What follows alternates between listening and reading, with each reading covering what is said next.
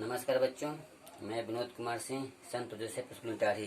कल के वीडियो में हम लोग पढ़े थे अध्याय 2 का चैप्टर मोरल में अध्याय 2, जिसका नाम था चरित्र बल। आज हम लोग पढ़ेंगे मोरल का ही अध्याय 3, जिस चैप्टर का नाम है प्रेरक प्रसंग। ठीक है, तो आपके पास किताब होगा, आप लोग किताब निकाल कर देख लीजिएगा। हम यहाँ कहानी की तरफ पढ़ेंगे। देखिए दिया है, वह बलवान हाथी, एक हाथी है, वो क्या है? बलवान है। एक मजबूत खंभे से बंधा था। हाथी जो था क्या था? एक मजबूत खंभे से बंधा था। अचानक वह बिगड़ गया। क्या किया? अचानक वह बिगड़ गया। मदमत होकर उसने खंभा तोड़ डाला। देखिए लिखा है मदमत, आपके किताब में दिया है मदमत। मदमत होकर क्या किया? खंभे को तोड़ डाला। तो मदमत का मतलब होता है नशे में चूर। नशा जैसे हो जाता है ना किसी को, मतलब पागल जैसे होती है ना, पागल हाथी। अब सोच लो पागल हाथी क्या कर सकती है? तो पागल होकर, नशे में चूर का मतलब पागल होकर क्या किया? खंभे को तोड़ डाला। भयंकर चिंघार करता हुआ, चिंघार मतलब उसका जो आवाज होता है ना, हाथी कैसे चिघारता है? हाथी का आवाज जैसे हाथी जब गुस्से में आता है तो क्या करता है? चिघारता है, यानी गुस्से में बोलता है। करता हुआ वह नगर में तोड़ फोड़ मचाने लगा। कई लोगों को उसने अपने पैरों के नीचे कुचल डाला। नगर में क्या किया? जब जानते हो, जब नगर में पागल हाथी आ जाती है तो देखो कितना भयंकर मतलब उत्पात मचाती है। क्या किया? अपने पैरों के नीचे आदमियों को कुचलने लगा। लोग क्या करे? घबरा कर इधर उधर भागने लगे। अपने अनेक कुशल महावतों ने हाथी को काबू में करने की चेष्टा की। महावत का मतलब होता है जो हाथी पालता है ना, हाथी पालने वाले को महावत कहते हैं। ठीक है, क्या किया? हाथी को काबू में करने की चेष्टा की, पर हाथी क्या हुआ? उसके भी बस में नहीं आया। अब कल्पना करो कि जो हाथी पाल रहा है उसी के बस में हाथी न आए तो आम आदमी की क्या बात है। बड़े बड़े शस्त्रधारी भी क्या, वीर भी क्या किए? उस भयंकर हाथी के सामने अपने को नहीं, हिम्मत नहीं जुटा पाए। सब और त्राही त्राही मची थी। तभी एक सुंदर नवयुवक, नवयुवक मतलब होता है नौजवान। क्या होता है नवयुवक मतलब? नौजवान। साहस करके हाथी के सामने आ खड़ा हुआ। उसने अपनी शक्ति और युक्तियों से थोड़ी ही देर में बिगड़े हुए हाथी को वश में कर लिया। उसने क्या किया कि अपनी शक्ति से, अपने बल से, अपने बुद्धि से हाथी को क्या किया? वश में कर लिया। उसने हाथी उस वीर युवक के सम्मुख एक भोले भाले, अब देखिए उस आदमी के सामने जो हाथी क्या किया? लग ही नहीं था कि पागल हाथी है, एकदम भोले भाले हाथी की तरह क्या हुआ? सिर झुकाकर खड़ा हो गया। हाथी देखिए पुल्लिंग शब्द है, हाथी का स्त्रीलिंग शब्द हथनी होता है, हाथा कोई शब्द नहीं होता है। आपसे प्रश्न पूछा जाएगा कि हाथी स्त्रीलिंग है कि पुल्लिंग, तो आप लोग कहोगे हाथी स्त्रीलिंग है, क्योंकि हाथी और हाथा, तो हाथा कोई शब्द नहीं होता है, हाथी और हथनी शब्द होता है। तो हाथी पुल्लिंग है और हथनी स्त्रीलिंग है। युवक की वीरता देखकर सब लोगों ने उसकी बड़ी प्रशंसा की। लोग छोटा सा काम करके ही अपनी बड़ाई के पुल बांधते नहीं थकते, पर वह युवक अपनी प्रशंसा से तनिक भी प्रभावित नहीं हुआ। वह तो ऐसा लग रहा था जैसे उसने कोई वीरता पूर्व कार्य किया ही नहीं है। ठीक है, वो छोटे छोटे काम से खुश नहीं था।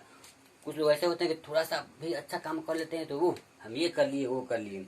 युवक प्रशंसा करने वालों से बोला, साधारण पशुओं को जीतने में कौन सी वीरता है? यानी कि जो साधारण जो पशु होते हैं उसको, उससे विजयी पाना कोई बड़ी बात नहीं है। सच्ची वीरता होती है अपने अपने को जीतना। सच्ची वीरता होती है अपने अपने जीतना, मतलब अपने मोह माया राग द्वेष को जो जीत लेता है वही असली क्या होता है? वीर होता है।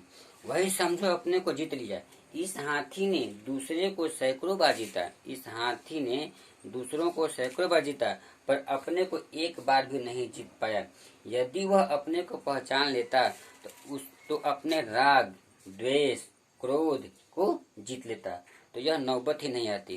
तब तो यह ज्ञान रूप आनंद रूप हो जाता है। यानी कि जब वो उसे हो कर लेता है तो ज्ञान रूप हो जाता है और आनंद रूप हो जाता है। दूसरों को काबू करना बड़ी बात नहीं है, बड़ी बात है अपने को काबू करना। दूसरों की बड़ाई जीत लेते हैं तो कोई बात नहीं, अपने मन को अपने बस में रखो। इसीलिए राग द्वेष मोह को जीत कर अपने को वश में करना सीखना चाहिए। तुम जानना चाहोगे कि यह वीर कौन था? जो हाथी को अपने वश में किया था वह वीर कौन था? यह था वर्धमान, जिसको हम लोग राजकुमार वर्धमान कहते हैं, जिन्होंने बाद में घर बार त्याग दिया था और जैन धर्म के तीर्थकार महावीर जी के रूप में ख्याति पाई। तथा हिंसा की आग में तपते हुए जीवों पर अहिंसा के शीतल की वर्षा करके उसे सुख शांति प्रदान की। अहिंसा का मतलब क्या होता है जानते हैं आप लोग? अहिंसा का मतलब जो दूसरों को कष्ट न दे, या फिर वो कैसे कह सकते हैं। महावीर स्वामी की मुख्य शिक्षाएं निम्नलिखित है। पहला है सदाचार पूर्ण श्रेष्ठ जीवन बिताने के लिए व्यक्ति को 5 चीजों का ध्यान रखना चाहिए। अहिंसा, सत्य, अस्तेय, ब्रह्मचर्य और अपरिग्रह। अस्तेय का मतलब होता है चोरी न करना, और अपरिग्रह का मतलब होता है आवश्यकता से अधिक धन न लेना, और ब्रह्मचर्य का मतलब होता है सनातन जीवन बिताना। ठीक है, ये 5 गुण होने चाहिए। ख है प्रत्येक आत्मा स्वतंत्र है, आत्मा में कोई छोटा बड़ा नहीं होता है। तीसरा है आत्मा ज्ञानमय और सुखमय होता है, सुख भीतर ही है, वह कहीं बाहर से नहीं आता। अगला है सब जीव अपनी भूल के कारण दुखी होते हैं, अपनी अगर भूल सुधार लें तो क्या हो जाएंगे? सुखी हो जाएंगे। अगला है सही दिशा में पुरुषार्थ करके प्रत्येक जीव भगवान रूप बन जाते हैं। ठीक है, चलते हैं आगे। उस दिन भगवान महावीर स्वामी नगर में पधारे तो नर नारी मतलब सुनते हैं जैसे लोग होते हैं ना, ऐसे स्त्री पुरुष क्या होते हैं, उनके दर्शनों के लिए दौड़ पड़े। आनंद गृहपति उस नगर के संपन्न सेठ थे, वह भी बड़ी श्रद्धा के साथ महावीर स्वामी के दर्शनों के लिए उपस्थित हुए। उनके उपदेशों से प्रभावित होकर श्रेष्ठ यानी कि सेठ ने 5 अवगुण अणुव्रत जैसे अहिंसा हुआ, सत्य हुआ, अस्तेय, ब्रह्मचर्य, परिग्रह का पालन करने और अपनी सारी संपत्ति भगवान महावीर के चरणों में समर्पित करने का निश्चय ले लिया। सेठ का विचार था, श्रेष्ठी यहाँ लिखा है श्रेष्ठी, तो श्रेष्ठी का मतलब सेठ ही होता है। सेठ का विचार था कि उसके त्याग से प्रभावित होकर महावीर स्वामी उसे साधुवाद देंगे, लेकिन आश्चर्य श्रेष्ठी के सर्वस्व त्याग से महावीर क्या हुए? अप्रभावित हुए, और वे एक शब्द भी न बोले। भगवान की इस विचित्र उदासीनता और निर्मम व्यवहार से श्रेष्ठों को बड़ा दुख हुआ, साथ ही आश्चर्य का अनुभव भी हुआ। श्रेष्ठी की आंखों में क्या आ गया? आंसू। श्रेष्ठ जो सेठ था उसका आंखों में क्या हुआ?